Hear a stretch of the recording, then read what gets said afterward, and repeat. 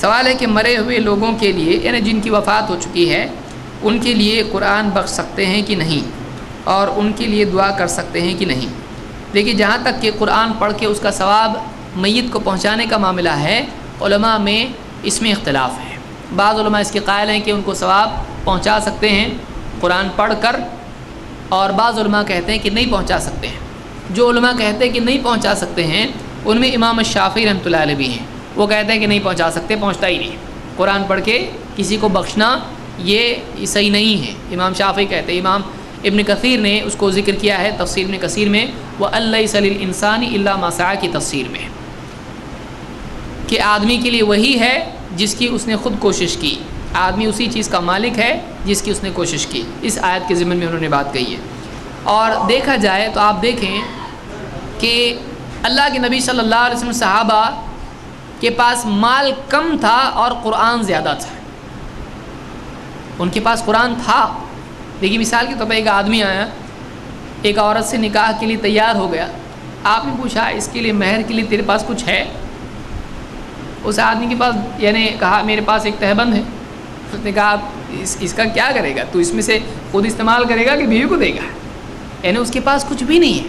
کہا جا اپنے گھر میں جا کے ایک انگوٹھی صحیح ڈھونڈ کے لا مہر میں دینے کے لیے۔ وہ گھر میں گیا، ڈھونڈا ڈھونڈا ڈھونڈا، کچھ بھی نہیں ملا، واپس خالی ہاتھ۔ کہا اللہ کے رسول نہیں ہے، کچھ بھی نہیں ہے۔ آپ نے کہا تیرے پاس کچھ قرآن ہے؟ انہوں نے کہا کہ ہاں میرے پاس ہے، یہ صورت یہ صورت یہ صورت مجھ کو یاد ہے۔ آپ نے کہا ٹھیک ہے، میں نے اس کا نکاح یعنی تجھ کو تیرے نکاح میں اس کو دے دیا اس قرآن کے عوض، یعنی تو اس کو قرآن سکھائے گا۔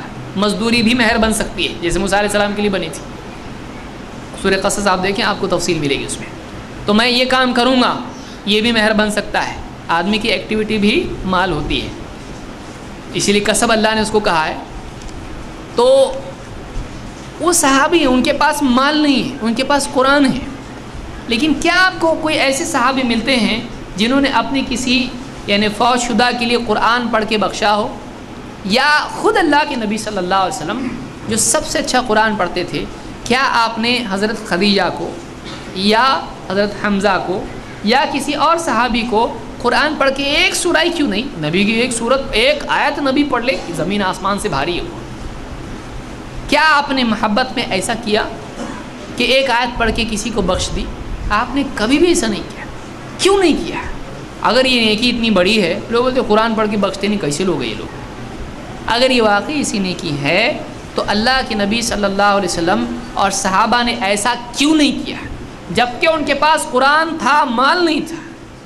جب انہوں نے نہیں کیا تو معلوم ہوا یہ کرنے کا کام نہیں ہے۔ اسی لیے ہم کہتے ہیں کہ اللہ کے رسول صلی اللہ علیہ وسلم اور صحابہ نے داعیہ اور موقع ہونے کے باوجود جو کام نہیں کیا اس سے بچنا چاہیے، کیونکہ اگر واقعی یہ کرنے کی چیز ہوتی، نیکی ہوتی، تو ان سے نہیں چھوٹتی۔ یعنی آپ یہ کہنا چاہتے ہیں کہ بہت بڑی نیکی ہے، لیکن اللہ کے رسول نے بھی یہ نیکی نہیں کیے اور صحابہ نے بھی نہیں کیا، حالانکہ ان کو قرآن یاد تھا۔ آپ غور کریں اندھیرے میں بیٹھ کے اس پہ، آپ کو سمجھ میں آئے گا کہ کیا ہے یہ، کیا سوچ رہے ہیں۔